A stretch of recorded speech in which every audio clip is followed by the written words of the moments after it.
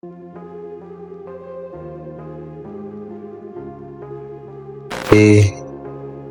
said Jay-Z was my dad. They said, we out here on vacation in the Bahamas, another beautiful day. Check it out, check it out. Boom. I want to talk to y'all for a minute about the power of perception. Versus. Whoa, wait, don't give away too much, man. Yeah, okay. I can say clone, I want to say clone. All right, so there's like a clone. Wait.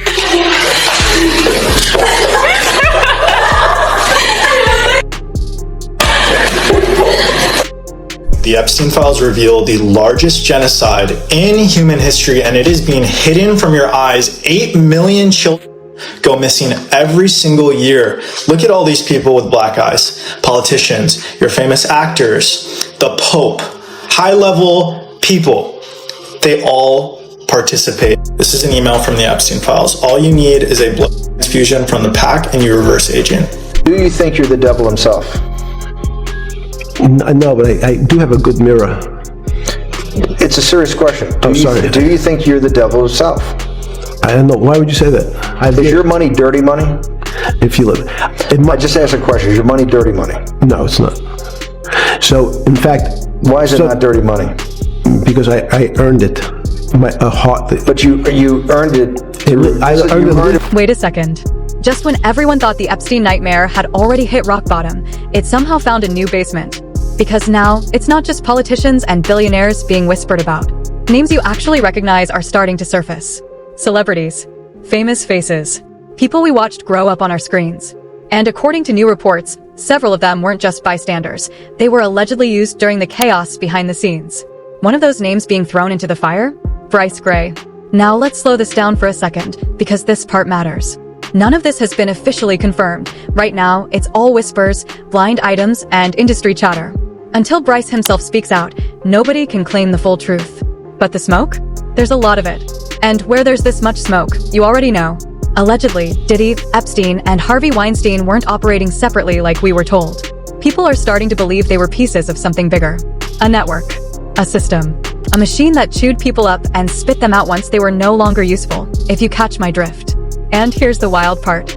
Cat Williams has been screaming about this for years. On stages.in interviews, laughing while telling truths nobody wanted to hear. Everybody called him paranoid, crazy, bitter. But now, it's starting to look like he wasn't joking at all. Because the day he warned us about? It feels like it's finally here. Bryce's name keeps popping up lately, but most people only blamed his fall on Will Smith, or Diddy, never Epstein. Nobody connected those dots. Until now. And the contrast is heartbreaking. This was once one of the most promising young actors in Hollywood. The golden boy. The next big thing. Then suddenly, silence. Then scandals. And now, he's reportedly doing explicit online content with other men for pocket change. Not millions. Not movie deals. Loose bills. The kind of fall that doesn't just happen overnight. It feels engineered. And it gets darker. Not too long ago, police were allegedly called after Bryce was found trying to take his own life. Yeah, that's serious. That desperate. So if you somehow missed everything that's been unfolding, here's the brutal reality. Bryce isn't just struggling. He's spiraling. Heavy substance abuse. Adult content work.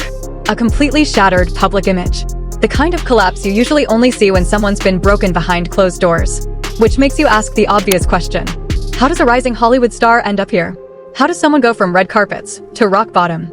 A lot of people say it traces back to one thing.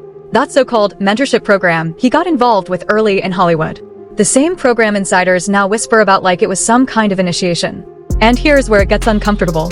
Cat Williams and Jaguar Wright have been some of the loudest voices calling this stuff out. Naming names. Telling ugly stories.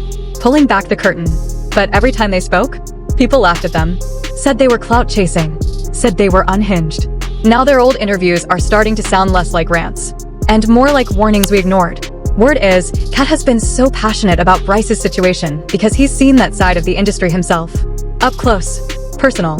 He claims he also had powerful executives trying to corner him, trying to pressure him into doing things no one signs up for when they dream about Hollywood.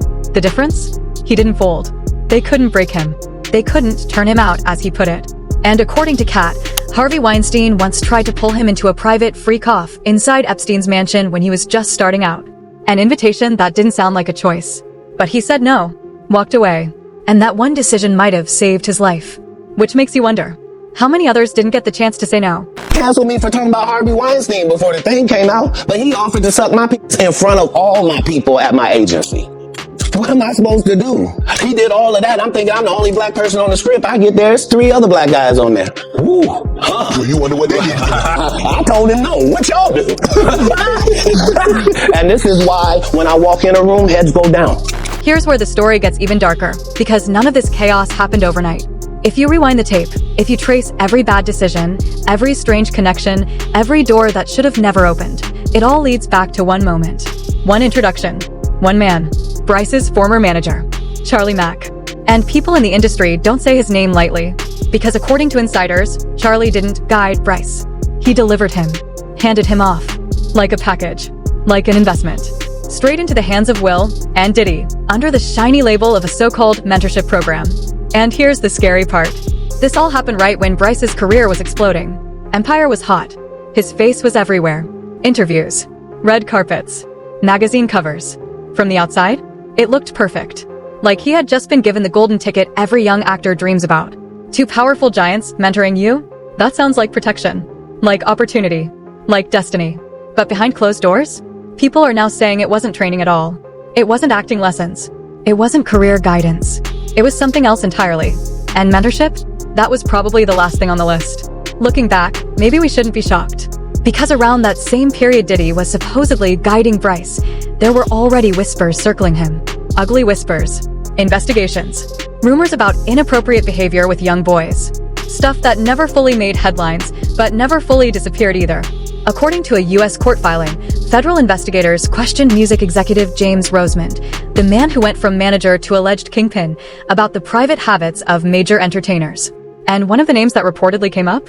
Sean Diddy Combs. Specifically questions about whether he was involved with underage boys. Let that sink in. That wasn't gossip. That was federal questioning. But here's how Hollywood works. Money talks. Power protects. And stories vanish. Because somehow, nothing stuck. The case cooled off. The noise died down. Like it never happened. Just like that. The same way Jay-Z's team allegedly had posts wiped the second his name started floating around the Epstein list. Up 1 minute. Gone the next. Like the internet blinked. That's the kind of reach these people have. They don't just control careers. They control narratives. Anyway, the real shift didn't happen until Jaguar Wright decided she was done staying quiet. And when Jaguar talks, she doesn't whisper. She detonates bombs. She started naming names. Saying Will. Saying Diddy. Saying Bryce. Out loud. Claiming what happened behind those mansion doors wasn't mentorship. It was exploitation. And that's when people finally started paying attention. Because she dropped one detail that made everyone's stomach turn. She said Bryce and Meek were allegedly heard screaming. Not arguing. Not partying. Screaming. Like they were fighting for their lives. Running. Panicked. Trying to escape what she described as some kind of freak off happening inside Will's house. Picture that for a second. 2 grown men. Terrified. Bolting into the street. No clothes. No shoes. Nothing. Just fear. Nobody knows exactly what happened inside that house. No footage. No official reports. Just whispers from people who claim they were there. But whatever went down, it was bad enough to make them run into the night like their lives depended on it. And when you hear that, you stop seeing mentorship the same way ever again. Because that doesn't sound like Hollywood success. That sounds like survival. Bisexual, they do weird things in their house, and young men have left their house screaming to get away from them in their mentorship. Meek Mills. Bryshere Gray left that house screaming. August the only one that stayed, and I guess he was really sick. He needed a dog. My husband was doing things to boys and did stuff to your son, and you ain't do shit about it. Bilal told me everything. They're good friend who. Bilal told me. Jada, he told me that you knew Will was f***ing your child. Yes, he did. Wonder why he left that out of his Tasha K interview. In that interview, he said a lot. He said a lot. He said everything but the thing that was important. That he know that Will Smith, Jaden, he Bryshere and he Meek Mills, and you know Bilal. Now I don't give no how far in the desert you run. You'll go from a Philly to a sand, but they'll still get you. He's Philly though, James. Philly. He Meek Milk. As far as I'm concerned, he Meek Milk. I ain't calling them meal no more. That's milk. That's meat and milk. Add it to the honeycomb. You got a meal. So you believe the Dwayne Martin story that could have happened? Of course, everybody knows. Jaguar wasn't finished. Not even close. Just when people thought she'd already said too much, she went even further. And what she revealed next, it made everything feel 10 times worse. Because now the betrayal wasn't just coming from the industry. It wasn't just shady executives. It wasn't just powerful men with money and influence. According to her, it was coming from inside Bryce's own home. From the one person who was supposed to protect him at all costs. His mother. Yeah, the same woman who should have been shielding him from predators. Jaguar claims she was right there the whole time. Not fighting, not stopping it, but watching it happen. Allegedly, she knew exactly what was going on behind those doors and stayed quiet anyway. Why? Because money was flowing in. Jaguar says checks were being written. Payments. Hush money. The kind of cash that buys silence. And as long as the deposits kept clearing, nobody asked questions. Nobody stepped in. Nobody saved him. She claims Bryce wasn't being protected. He was being negotiated. Like a contract. Like a deal. Like something to be traded. And while these executives came and went, doing whatever they allegedly wanted, his own mother looked the other way. Let that sink in for a second. The one person a child is supposed to run to for safety was allegedly cashing out instead. And here's the part that really twists your stomach. Bryce wasn't even grown yet. He wasn't some adult making reckless choices. He wasn't wilding out. He was still a kid. Still underage. Still legally a minor. Which means he couldn't even consent to half the situations people say he was thrown into. So if any of this is true, this wasn't scandal. It wasn't industry drama. It was exploitation. Straight up. And sadly, when you look back at the Epstein files, it doesn't even sound shocking anymore. Because those documents already proved something ugly. They showed that the powerful didn't have limits. They weren't stopping at adults. They weren't even stopping at teenagers. Some of the victims were way younger. Way too young. So when you line all of this up together, the mansion parties, the mentorships, the hush money, the silence. Bryce's story doesn't feel random anymore. It feels patterned. Like he wasn't unlucky. Like he was chosen. And that might be the darkest part of all. Andy, I'm talking about Bryshere's mom. I'ma kick you in your in and I'ma go to work North Philly style. You and Charlie. You happy now? He's a gay star. Are you happy now, Andy? For a book that didn't sell. I hope that new husband of yours leaves you. And maybe it's time you tell your son why his father is really in jail, his biological father, for all of his life and what you had to do with it. You see, And just when you think you've finally reached the bottom of this rabbit hole, another layer peels back. Because according to several of the documents that were released, this wasn't random behavior. It wasn't a few bad men acting alone. It wasn't isolated incidents. It was organized, structured, almost corporate. Like there was an actual system running quietly in the background of the entire industry. A network. A pipeline. Names connected to names. Managers connected to moguls. Moguls connected to billionaires. Everybody plugged into the same machine. And buried inside one of those files? A line that made people freeze. Epstein allegedly referred to Diddy as his competition. Not a friend. Not a peer. Competition. Think about what that word implies. You only compete when you're selling the same product. So what exactly were they competing over? Because it clearly wasn't music. It clearly wasn't movies. Which leads to an even darker thought. Were these artists, these young rappers, these models, just inventory to them? Something to trade?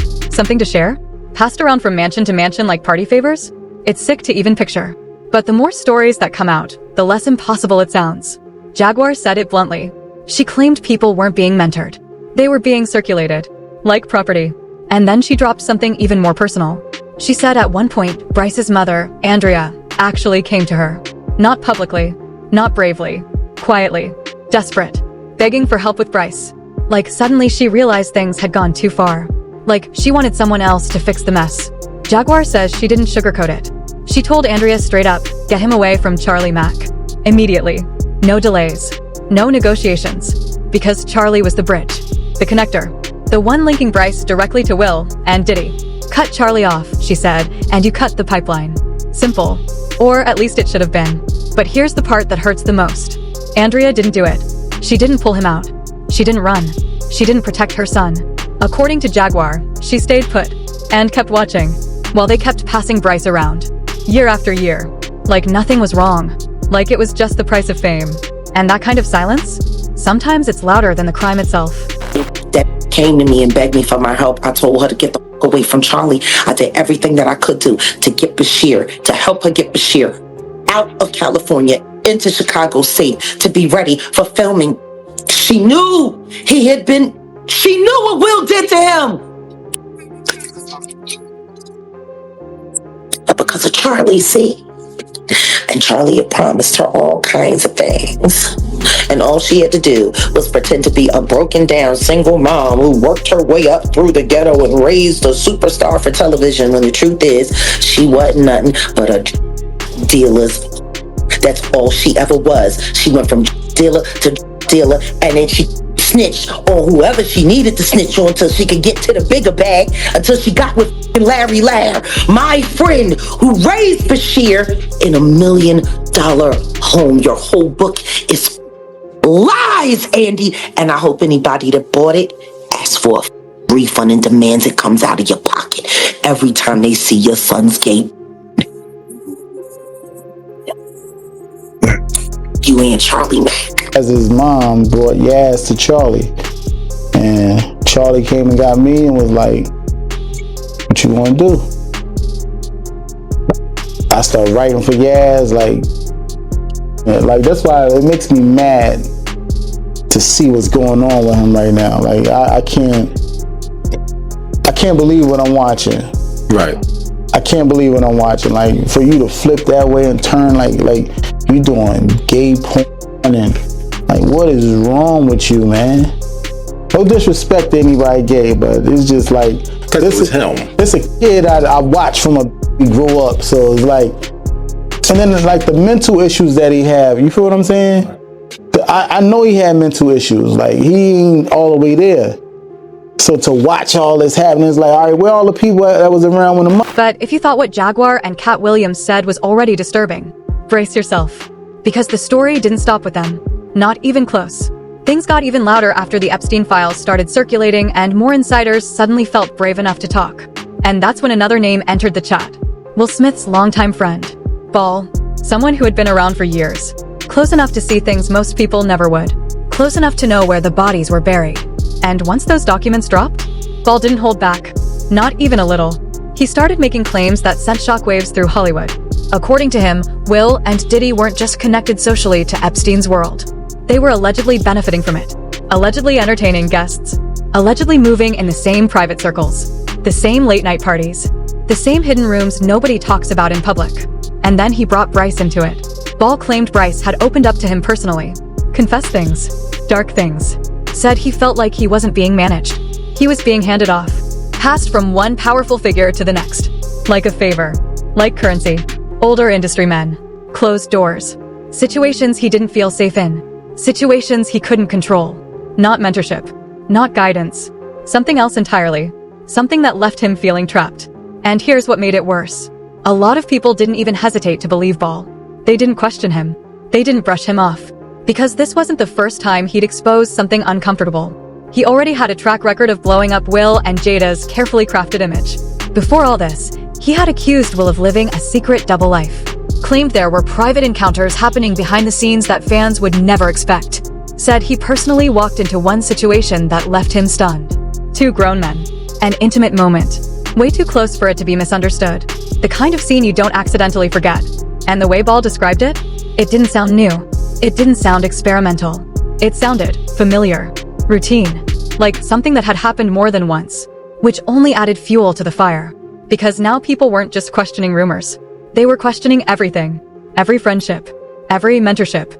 Every closed door meeting the public was never meant to see. And suddenly, all these separate stories, they didn't feel separate anymore. They felt connected. Open the door to Dwayne's dressing room, and that's when I see Dwayne and having sex with Will. Let me process that for a second. There was a couch, and Will was bent over on the couch, and Dwayne was standing up. Murder. Like, it was murder. But just when you think the smoke has cleared, another match gets lit. Because the story didn't end with Jaguar. It didn't end with Kat. And it definitely didn't end with those leaked documents. Bilal came back. And this time, he wasn't whispering. He sat down for another explosive interview, this one with Tasha K, and the second it dropped, the internet froze. The tension in that room? You could feel it through the screen. Every word heavier than the last. And what he shared next had people clutching their phones like, there's no way this is real. Bilal said there was one night he would never forget. A night burned into his memory. He claimed Bryce spiraled after taking way too many substances, the kind that don't just cloud your head, but tear your defenses down. No filters. No walls. Just raw emotion. According to Bilal, that's when Bryce broke. Not angry. Not loud. Broken. Crying. Shaking. Talking like someone who'd been carrying a secret for years and couldn't hold it in anymore. And that's when the confessions allegedly came out. Bilal said Bryce told him things about Will, about Diddy, things that didn't sound like rumors or internet gossip. They sounded personal, like lived experiences, like trauma.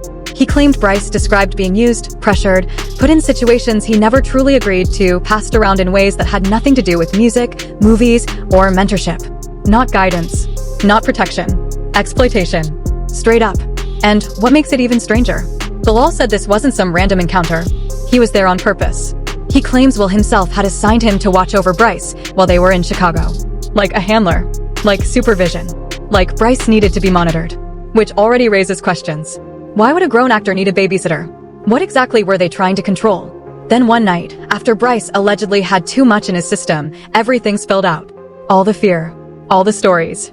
All the stuff nobody talks about when cameras are rolling. Bilal said Bryce just kept talking, like he'd been drowning and finally found air. And the way Bilal tells it? It didn't sound rehearsed. It didn't sound dramatic. It sounded like somebody finally telling the truth because they were too exhausted to keep pretending. And once that interview aired, people didn't just watch. They stared. Because at this point, it wasn't just allegations anymore. It felt like a pattern. And patterns are a lot harder to ignore. Problem Chicago for Empire. It's a damn mess. It's no other way to put it. This dude is going crazy, right? He's out there allegedly with male prostitutes. He's pissing in the trailer. He's acting psychotic, right? The same thing he's doing now. Beyond that. But this is why a show is going on. I pulled him to the side. I said, listen, I'm here to help you and so forth and so on. So he was like, all right, I feel that. He said, everybody on the set know you. Everybody seem like they love you. Okay. I want to love you because everybody else love you. I said, if that's what you want to do, then do it. But he kept acting up. And then one day I said, what the F is wrong with you? And he was like, you know.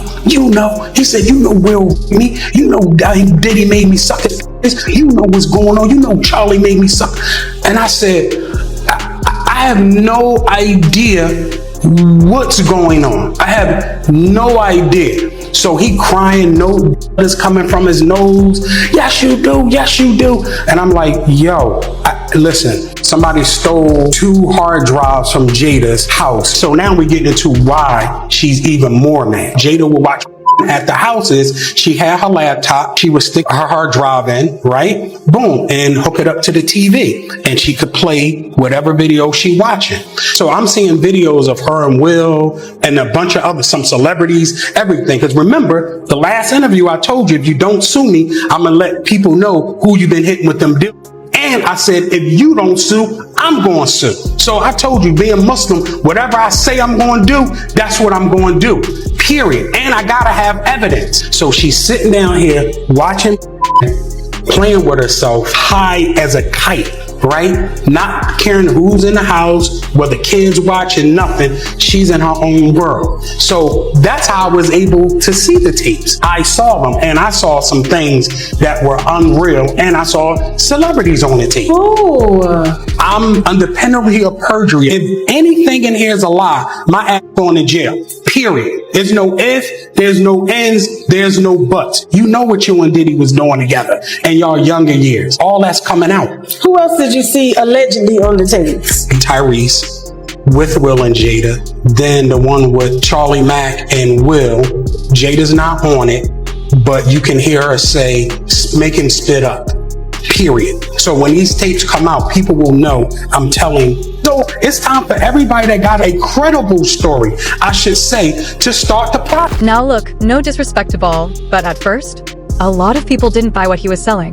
They rolled their eyes. called him messy, said he was bitter, said he just wanted attention, clout chasing, another guy throwing dirt on celebrities to get 5 minutes of fame. And honestly, in Hollywood, you kind of get used to that. Everybody's got a story. Everybody's got an accusation. So most folks brushed him off. But then those Epstein files hit the internet like a bomb. Names, connections, flight logs, court documents, receipts nobody expected to see. And suddenly, people weren't laughing anymore. Because now it didn't sound impossible. It didn't sound crazy. It sounded plausible. And that's way scarier. People started realizing something uncomfortable. You really can't put anything past these celebrities.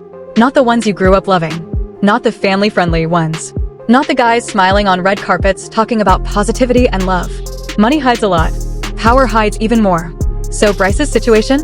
As tragic as it feels, he might not even be the first.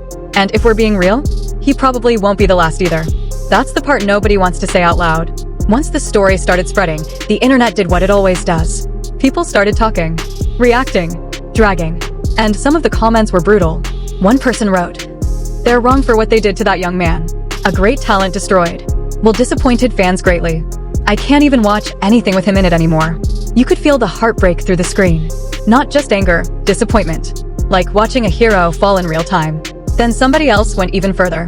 And this is why they're treating him like this now. Will Smith is a predator. That's why his own son keeps his distance.